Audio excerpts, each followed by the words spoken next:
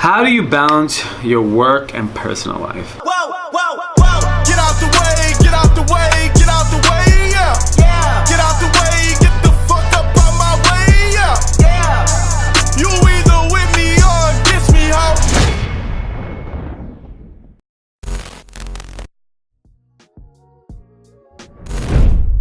So what inspired Andres and I to get into the fashion business was, it really started with a class project.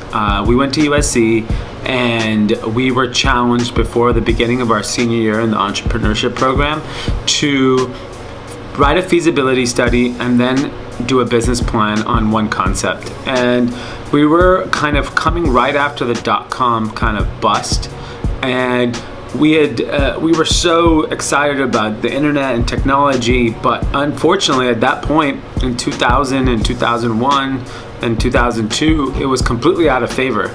So we wanted to do something that was a little more interesting, a little more fun, and right before the beginning of the school year, Andres and I were in New York City, and Andres was super into fashion, and he insisted on going to a store on Fifth Avenue.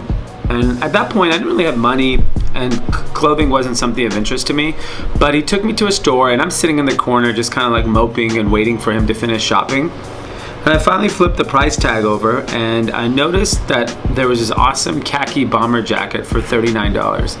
And I was like, holy crap, what's the name of this store? And it was the first ever H&M in America. And that really got me excited about fashion, because fashion always seemed to me as an elitist thing, and I, coming from a humble beginning, didn't really have the luxury of spending my money on clothes. So H&M really opened the opportunity to me. So when we came back and we decided to focus on one idea, it was a clothing concept. One of the inspirations was H&M, and the other inspiration, to be honest with you, was we always felt that we were smart, at least in our minds, and we thought, let's go be in a category where we could be a smart player. And not to say everyone in fashion is stupid, but generally speaking, it's not the brightest folks, and we were fortunate enough to be coming off of a fantastic education and really knew that we would put the work and effort into building an incredible business.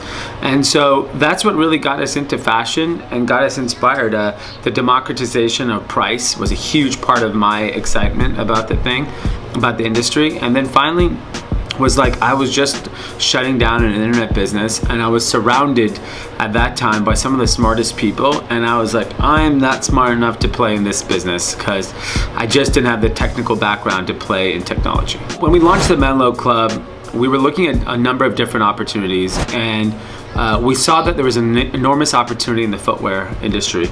One of the opportunities we saw was making really high quality footwear at an accessible price point. And we had just come fresh off a collaboration with this amazing designer named Mark McNary, who was making beautiful footwear at a higher price point. And we talked about how we can work together and further our relationship. So we identified the concept of New Republic, which is bringing designer footwear to accessible price points via a direct-to-consumer model, and really taking on the inspiration of people that have done it extremely well, people like Aldo, an incredible direct-to-consumer business, and a number of ones in the women's space. And we felt we can do our own twist to it, bring it to the younger audience, and really deliver this incredible quality that has not been seen before at this price point. The story of 5'4" and now Menlo Club has always been about resilience.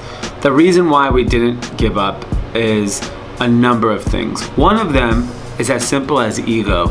I think our ego wouldn't let us give up. We had too much pride in the business that we had built, and we didn't have the heart to see our baby die. And we really believed that we could figure it out despite all the things we had to overcome. We didn't have an ego when it came to trying different things. We did have an ego when it came to failing. And so we would always try a number of different options before we were willing to give up. And luckily for us, one of those options was always able to come through. I also truly believe in business karma, and if you put out good energy, work hard, and do right by the people around you, you will always get thrown a vest when you need it most. So a time that we wanted to give up was not too long ago. In 2012, 5-4 had hit an all-time low.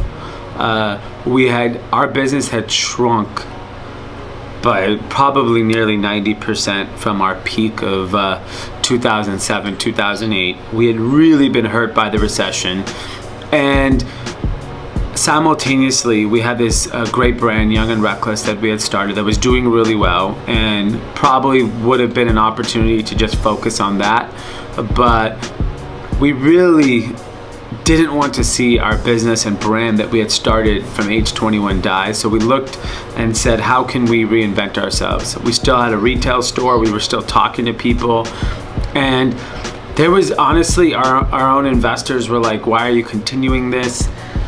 But we really dug deep and decided that there was an opportunity, and 6 months later we created the 5-4 Club, which is now the Menlo Club. And I think it's a testament to, even in your darkest moments and being an entrepreneur, there is a solution out there. You just have to believe that you can find that solution. And there wasn't a magic wand we waved. It was literally a function of trying many things, speaking to a lot of people, and having an open mind. How do you balance your work and personal life? I have a long way to go to do that correctly, and I'm honest about that, and I look forward to learning how to do a better job of it. My wife has been a big guiding force in helping me get to that point, whether it be putting down my phone in the morning and spending time with my son, whether it's about dedicating the weekends to the family time. But during the week, so much of my life is consumed by work. I try to get home at a certain time every day so that I can spend time with my son and my wife, some quality time. But I also have to work out. I also have to have dinner meetings and now do all this content. And it is a struggle, and I don't have the answer to it. But if you do, please let me know, because I think it's something we're all struggling with. How do I feel being the only person in the room that looks like me?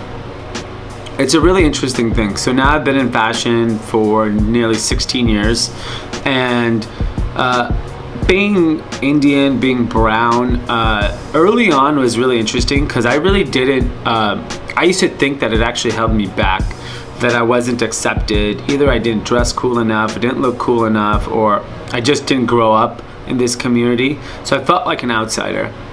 And then I realized a lot of those things was just in my head. At the end of the day, if you have great product, great execution, you have a strong personality, people gravitate towards you, race should not be an issue in why you are successful. And I truly believe that, and I see people complaining about that all the time. But trust me, there's nothing more important to people than money. If you can make people money, you'll always get the opportunity. And I feel like when our product and our price and our strategy was aligned, we got more opportunities than ever. And so I think it's interesting to think about those things, but I don't think it's a reason why people are being held back.